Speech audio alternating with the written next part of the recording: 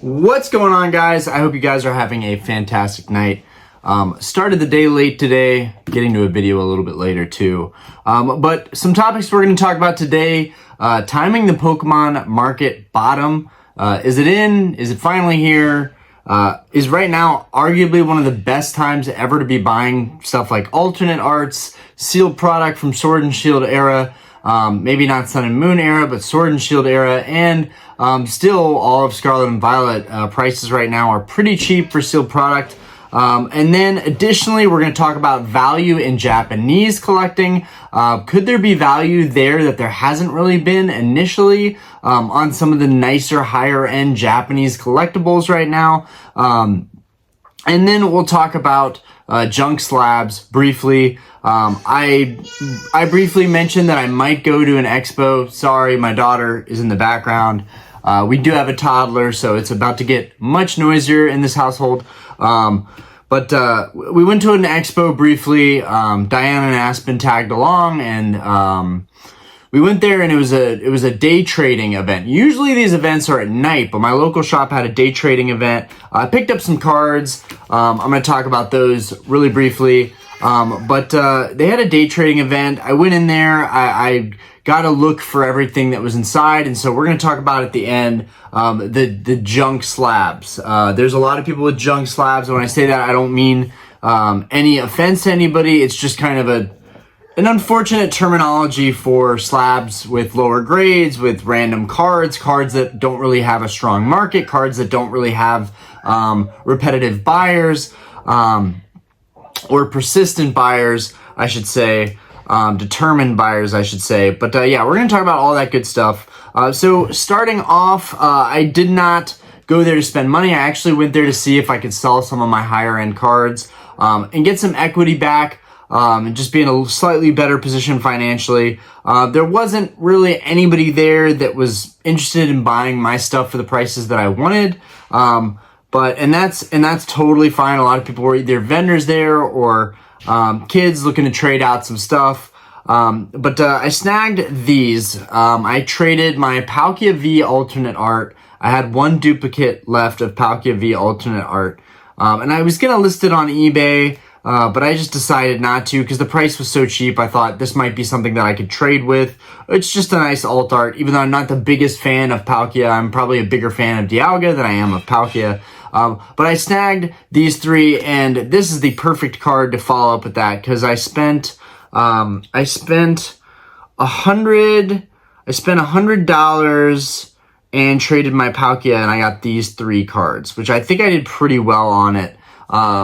This really goes with my Brilliant Stars display. It's got Arceus on the front of it. It looks really, really cool, holding all my booster packs. But we got the Arceus alt art. And as you guys know, a lot of you that have followed the channel, I don't talk about Arceus, Dialga, or Palkia that much. Honestly, I think they're a lot of people's favorite Pokemon. For me, they're Pokemon that are still growing on me, and I'm beginning to like them. I'm probably the fan the most of the Dialga, but Arceus is kind of the godfather, the god Pokemon. When you're reading into the lore, which I've started reading into the lore a little bit more, Arceus is kind of the ultimate legendary Pokemon, basically. He's pretty amazing. And this is a pretty amazing artwork. And I know when Brilliant Stars came out, a lot of people, honestly, I think were gunning for the Arceus more than anything. It's harder to show the texture on this card. I'm going to take it out of this, take it out of the clear sleeve too. We're going to try and get some layers off here. But it's really, the texture of all of these alt arts is just awesome. We're in an amazing time of Pokemon. My last video, I talked about alt arts. And right now, in terms of, our first topic, timing the market bottom, right now is cheap. Right now it's cheaper than cheap collecting these cards. It's like $20, $30 a card, right? You're spending 5 packs, 6 packs worth to just buy alt arts that were incredible, that were very popular when these sets came out, and now are readily available. So that's the first one, Arceus. I got that one knocked out. I honestly am not sure if I have this card.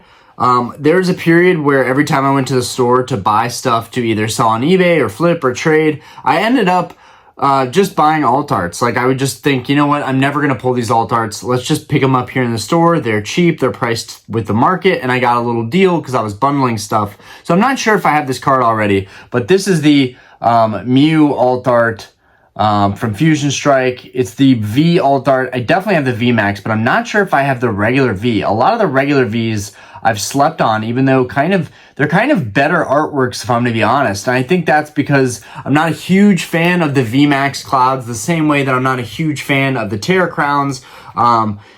I think the V Max clouds got away with a lot more though. You know, they're kind of hovering in the sky. They were kind of an afterthought. You didn't notice them as much, but these V cards always look phenomenal. They don't have the clouds in the mix and they just look really cool. And then finally, I knew that I was going to open a ton of Paradox Rift. It was not like 151. I put a lot of hype and a lot of love into doing videos on Pokemon 151 because Pokemon 151, I think, defines Scarlet and Violet era. I think it's an amazing set. I think it's a set that we're never going to forget. I think it's one of those just super iconic sets, and it's going to be a good investable set too. It's just, I think that product is going to continue to move up. I think those singles are going to continue to move up. Depending on how many more reprints we get of this stuff. And again, it's so nostalgic. It reminds a lot of us of, you know, early base set Pokemon, because they are the original 151 Pokemon. So that's a really good set. And I don't consider Paradox Rift in that same level, so I'm not planning to open it as much. But I will say there's a lot of amazing artworks in Paradox Rift, and honestly, looking at the costs for complete master sets on eBay right now for Paradox Rift, I want to say it's like $1,200 to $1,400 to complete a master set. And so you really are much better off just buying the singles, piecing this out, and then kind of avoiding opening products. Like the other day I was thinking, if my neighbor wanted to get into Pokemon, right? And he's a very frugal guy. If he wanted to get into Pokemon, and buy booster boxes, he would probably get infuriated. Like, I think we're used to it from a collector standpoint because we're used to opening boxes and we only get so much, and that's the name of the game. It's a gamble. But like, really, when you think about spending $100 on a booster box of cards and you don't get anything really back of value, it can be very tough to the average person getting into this hobby. So definitely it's a good message. I think that a lot of people have reiterated, but collect singles. You're going to get more value out of that. But anyways, yeah. I'll show this one more time, and I've already taken too much time showing these guys off. We have got to move forward, but I really want to show you this one because Roaring Moon is definitely my favorite out of Paradox Rift. This card just looks sick. It's just absolutely sick. Aspen is asking for more of something in the kitchen. I can hear her. But yeah, this thing is absolutely sick with the little ancient accent right there. I mean, and I'm a huge fan of Salamence too, so this card is just gorgeous. It's just absolutely stunning. Let's see if I can get some different lighting on it. Oh man, absolutely beautiful card. Okay. Enough loving on the Roaring Moon EX. I'm just gassing this card up. It's just so sick. Okay, so timing the market bottom, when is that going to happen? Is it already here? Should we wait another couple months? To be honest with you guys, I would say the best advice anybody can give about trying to time any market is keep up with that market, right? Watch the cards that you're looking after. Watch the cards that you're chasing. Watch the cards that are on your checklist that you want to check off as you go. Watch those diligently and make sure that you're keeping your eye on these cards and what the sales data is showing. Because if the sales data is showing it continuously going lower, you don't want to get caught catching the knife. I believe really banging something in the kitchen. But you don't want to get caught, with the falling knife. I think that's the stock kind of analogy. But here we could see this thing tank even more. We could see the entire hobby really tank a good bit more. And I want to say that lightly because, right, I think it's more of some of my friends were saying it's more of a correction. I agree with that, sure. I think in the economy and the stock market, when you have a 30-40% retrace on stuff, it's like, oh, it's a correction. But it's usually the beginning of a bigger problem. So that's a concern for me, for sure. I'm super over leveraged into higher end cards, so it's definitely a concern for me. But at the end of the day, I've noticed that a lot of the gold stars and crystals have held up pretty well, and I haven't seen them really bomb out yet, so to speak, or drop the way that, and this is unfortunate, but the way that a lot of the alt arts have from these eras, from these more recent eras, Sword and Shield and Scarlet Violet. We're seeing just alt arts just tank right now. And I mean, to me, it looks like crashing. It looks like crashing. It's not looking like it's just correction. It looks like everyone is realizing now that the populations of these cards are super, super high. Everybody's got them. There's more product out there. The product could be reprinted soon. I mean, all this stuff is very, very important to take in account when you're thinking about buying more of this stuff or putting more into your collection. If your collection is just on the side and it's like really not a stressful thing at all, it doesn't, take up a bunch of your money, then I wouldn't worry too much about trying to time the market bottom. Enjoy these cheap singles, buy what you like, buy what artworks you appreciate, buy from what artists you appreciate who do certain cards. Buy whatever you like, whatever your niche is. Enjoy it right now, because I do think we're all getting a great discount on a lot of good stuff right now. Even for me, Grail cards seem like they're a little bit cheaper, but don't seem like people are begging to unload. Theme decks, I've seen a major drop on the demand for theme decks. Now it seems like, and I like that, right? Because now I get back to like, I can collect theme decks now, and it's much cheaper for me to buy theme decks. I don't know. It seems to me like the mass majority of stuff is kind of crash that we love, especially the alt arts. And I think it's a great time, again, to be buying alt arts. I think they've crashed to a point where they're not going to go too much lower here. I mean, take this Mew V, for example, right? This card's a $30 card right now. It was much more than that when Fusion Strike was a big deal. And it had just come out on the market. And we see that trend a lot with cards. Set releases, cards are really popular, and then they trend down. There are outliers with sealed and cards.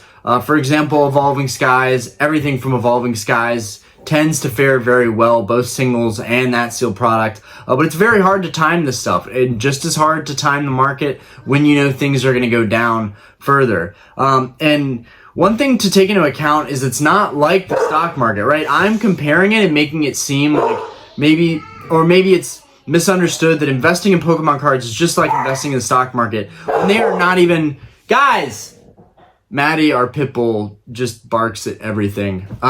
They're not even relatively the same thing, right?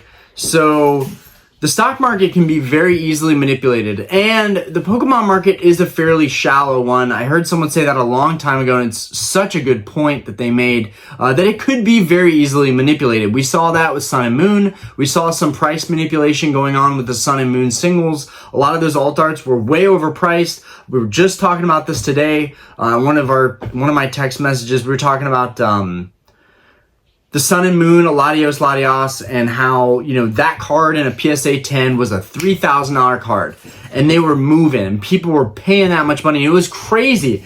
Everyone in the hobby that had both been in the hobby for a little bit and both been in the hobby for a long time knew that these prices were absolutely astronomical and ridiculous, and weren't going to pay them. And even now, people think that the prices are a little bit too high. I traded for my Latios at Collecticon, so it didn't really feel like it was a hit for me. I just traded some stuff that I wasn't interested in anymore for some stuff that I really wanted that was more hip, I kind of betrayed myself in some respects, because sometimes I want to buy these hype cards, but I know, deep down, I'm going to trade my vintage stuff that I really love for, this hype beast card right here. But I will say the Latios from Sun and Moon is sick. It's a beautiful card. But anyways, we saw some manipulation going on with the market. So it's very possible, but people with very serious money there are going to be outliers. There are people with very serious money. There are people that are very entrepreneurial, very successful, that are collecting in this hobby, that are very serious hardcore collectors, and they make a very good living, whether it's with collecting or what they do, what their normal day job is, whatever it is. But the mass majority of people are not going to be interested in investing and taking a risk on buying Pokemon products, and that they might get their money back or might get a return on their money. A lot of people are not going to look at it that way. They're going to be collecting what is most available. So unlike the traditionality, if that's even a word, unlike the traditional investing style of the stock market, Pokemon is not traditional. So it's really hard, to think that it's going to be manipulated. That's, one very weird argument against manipulation, is that it's just not going to attract the kind of whales that you might see in the stock investing world. Again, there are outliers. There are big people that are big time hot shot collectors in the hobby, but it's usually guys that are nostalgic like myself, people that enjoy Pokemon cards, people that are just love TCG. It's going to be stuff like that. So I think it's less manipulative. And to that point, what I'm getting at is, the market can only go down so much because of this, because it's less manipulated for the most part, right? And there's a limited number of cards for the most part. One big fundamental thing that I look at, and this could be wrong, this could be stupid, you can tell me if you think that this is a ridiculous opinion to have, but one thing that I think about a lot is there's only so many cards of these cards, even if there are thousands. There are Umbreon, there's 8,000 Umbreon from Evolving Skies, the Moonbreon, right? 8,000 of those, 9,000, maybe there's 10,000 of them in a PSA 10 at this point. But there's only so many of that card out there. Regardless of what you might think, there's only so many of that card out there. The stock market, whatever stocks you're in, whatever you have in your portfolio, it can be diluted at some point. It can be, shares can be added, shares can be manipulated, shares can be shorted. There's so many mechanics to the actual traditional way of investing money. You have less of that in Pokemon. And I know it's kind of like, Orion, you're mixing too much of investing with Pokemon. This is, I think, maybe not the most trending topic right now, but I think it's really, really important. I think that when you're building your collection up, you want it to make sense and you want to look back on it and be like, I made some good decisions there. And so this is an opinion that I have about investing in Pokemon is kind of a good decision in terms of these cards. If you treat them like stocks, okay, let's go the length here. If you treat this like a stock, and there's only so many of these printed, this is the fundamental issue with reprints, why people are terrified of reprints, because they hurt the value of these cards. These cards came out, there's only so many of them, their value is kind of solidified. But then boom, there's a reprint. Now there's more of these potentially out there, more that are going to get submitted for grading. So it's kind of like, well, Orion, isn't that the same as diluting? Aren't reprints essentially the dilution of product that's already been out for a couple months, couple years? XY is a perfect example. Evolutions, they did this box right here that I'm honestly kind of trying to get rid of right now because I don't even know I have it. It's not really that great of a set. It's a really cool reprint set, but there's really no value in it. And I don't even know if the value could go up on it because there's just not enough value in the cards themselves in that set. I know a lot of people love Evolutions and XY, but anyways, perfect example right there. 2016, 2017, 2018, Evolutions getting printed and printed and printed, and product was everywhere. Even when Sun and Moon was coming around the corner in 2018, 2019. So the reprints can definitely be harmful.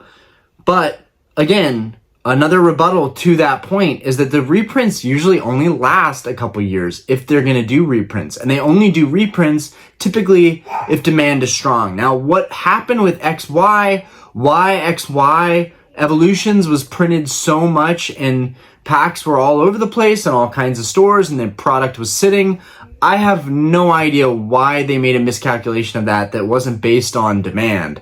But nowadays, I think Pokemon is operating pretty savvy. I think they only drop more reprints when they know that product is moving and when they know that it's moving on the secondary market too. And they're leaving money on the table essentially. Look at how they've operated with, so far, Scarlet Violet Base, Paldea Evolved, Obsidian Flames, and 151. Now, guys, stop. All these sets, I honestly don't see them reprinting more of because 151 was an indication that they were not just going to be printing like crazy. 151, everyone said was going to be available everywhere. Maddie! Out! Babe, can you call Maddie, please? Please? Okay. Nobody cares. All right, this is why this pit bull is low-key driving me crazy. Where was I at? Okay, so timing the bottom. Do I think right now is a good time to buy? Absolutely. Do I think that you should just watch your listings and maybe play it safe and wait a couple more months? For sure. Especially if you're looking at higher end cards. This is kind of a dangerous game. Like, yes, you're just buying cards, but you're also playing with your hard-earned money. You know, you're working your butt off at work. You're working your butt off at whatever job you have, whatever salary you make, and then you're putting that into cardboard. You want to know that you're at least putting it into cardboard that's going to hold up. You know, cardboard that is not just going to lose more money and be a total dump. And there are definitely some safe moves that you can make in the hobby, and you can be savvy about it, especially if you can try and catch that lower end price. Crystal Lugia is a perfect example. That card was going for $3,000, $3,500 in that area pretty much for the last, year and a half. And I waited until there was an auction around the price that I wanted to pay, which was $2,300, $2,400. I think they're going for even lower now, maybe around $2,200. Yeah, just wait it out. You're going to be happier if you wait it out. Now, the Japanese market. Let's get into the Japanese market. Basically, you can't time the bottom of anything, though, right?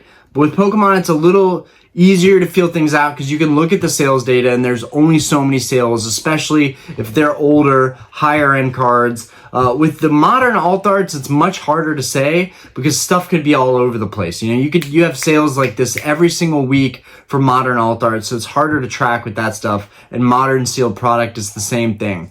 But if we look at older products that have already been priced in, I feel like they give us a little bit better of a gauge of where the market is, right? If those products are cemented in and they're not moving much in price, that's a good thing for the overall market. Anyways, Japanese value. Is there value in Japanese cards? Right now, I've been seeing a lot of people that I know collecting more Japanese cards. Now, that is a rabbit hole that I do not personally wish to go down, but there are still some amazing Japanese cards that I've seen people collecting. Some of the most notable ones are the 20th anniversary Japanese promo set. Okay, you've got a Pikachu, you've got a Charizard, a Blastoise, and a Venusaur, and they all have gold borders. They are absolutely phenomenal. These cards look so good in Japanese. Now we have these same XY promos in the US, but the but the English versions do not have gold borders. So there are some cards in Japanese that are just incredible. And then there are the lottery promos. Right now, these seem to be really hot. There seem to be people getting very interested in these promos. The Venusaur and Blastoise go for around 1,000. The Charizard goes for around 3,000. Maybe you can get them for less, like 2,500. But anyways, absolutely phenomenal artworks. And they don't do this style of holo with these artworks in English back in the early 2000s. They didn't do these styles. These are only exclusive to Japan. So there's some stuff in Japanese that, like, if you really like the card, you can't get it in English. You have to get it in Japanese. So right now, for those of you that are really big Japanese fans, still watching my videos, still chugging along, right now is an awesome time to be going after your Japanese collectibles, going after that stuff that you really like, especially if Japanese is your niche. I know a lot of more people, it's becoming more normalized here. More and more people are collecting Japanese. That's becoming the go-to. I personally am sticking with English, but if I were to buy some high-end, nice Japanese cards, right now would be a really good time because it's not just the English market. It's all of the markets right now for all cards are taking a good old retrace, which I would call a crash in some cases. I know that's like, let's loosely talk about Pokemon crashing because we don't want to just kill the hobby, and it's kind of, I would be seen as contributing to negativity by saying the hobby's going to crash. Who cares? If the hobby crashes, whatever. We're all in this together anyways, whatever. If I take a huge loss on my cards, whatever. That's not the point. But it is fun to speculate and be a part of the hobby and get to see it the next couple of years and see what really happens and be able to report back and be able to say, hey guys, I was wrong about this. Prices came down way more after this. I thought that it was going to be a temporary thing. Still told you guys to hold off, maybe wait a little bit. Or I'll say, I knew it. I should have been buying more during that time frame. I knew prices had retraced a bunch.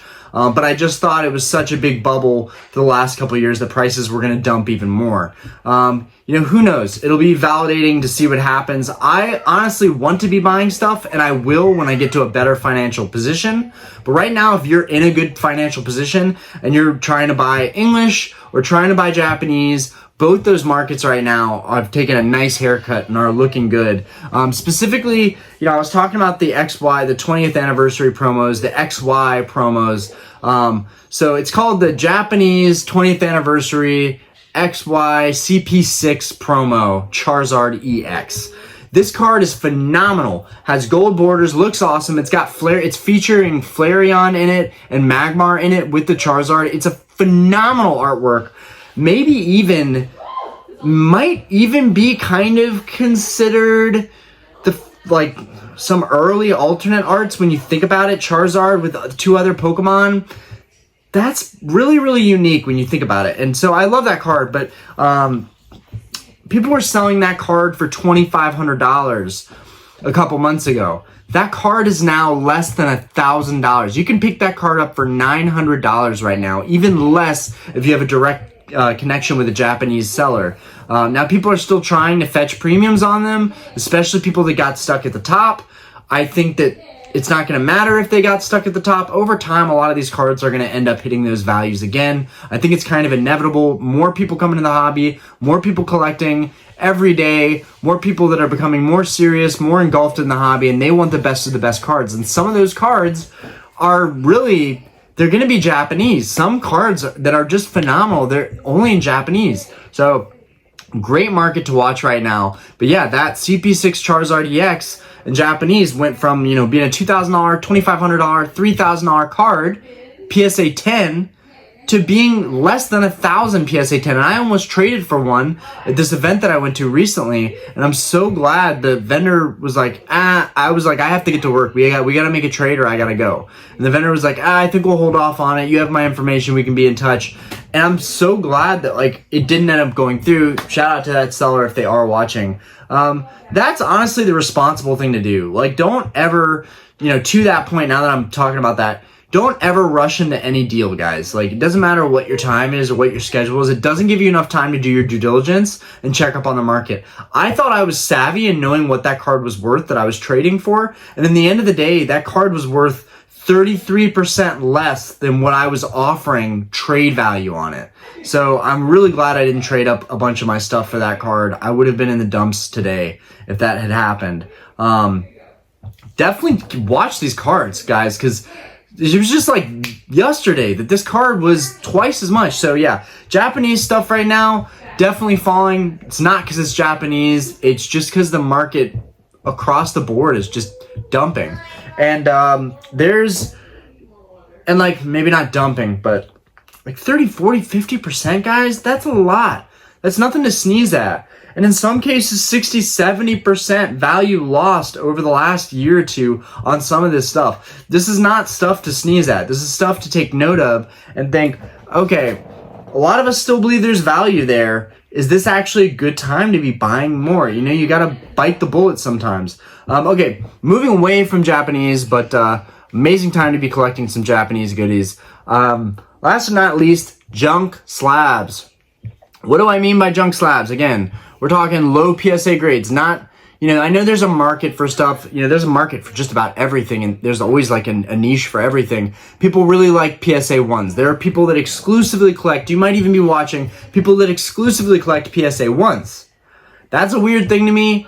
I don't really understand it. Usually they're just really damaged cards. Why would that go for a premium? But because it's hard to get a 1. It's the same argument, I guess, is it's hard to get a 10. It's hard to get a really messed up, perfectly messed up card. That's a thing.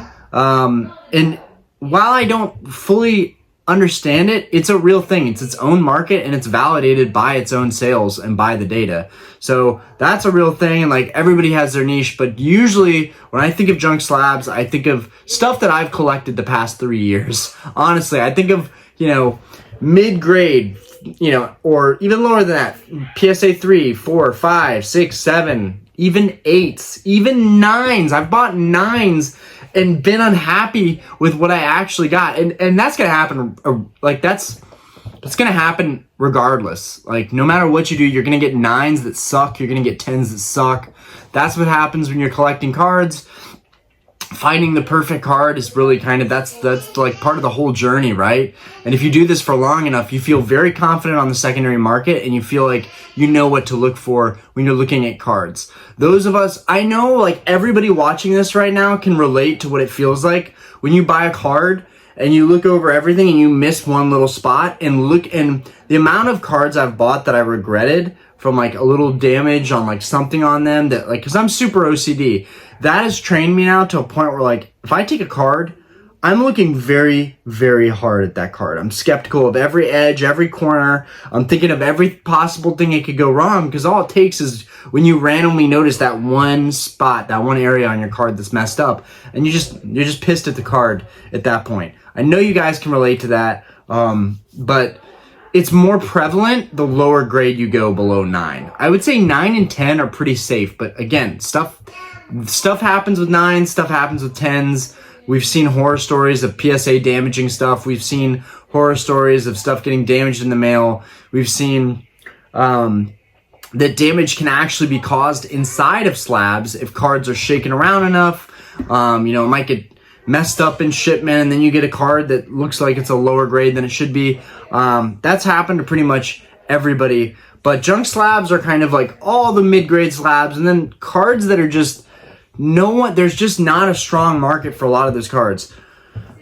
Long story short, there was a lot of junk slabs at the local expo that I went to. There was a lot of stuff that like I could confidently walk through that room and walk out and be like, there was nothing there that like I was inherently interested in. And that's not to like be snobby towards like modern, because there was a lot of modern in there, but again, like the modern 10s that were in there were priced really high. So I didn't see anything personally that called out to me. I didn't see any like deals on tables of like a bunch of WotC hollows or really nice alt arts that were for really, really reasonable prices that I could have worked out a bundle with.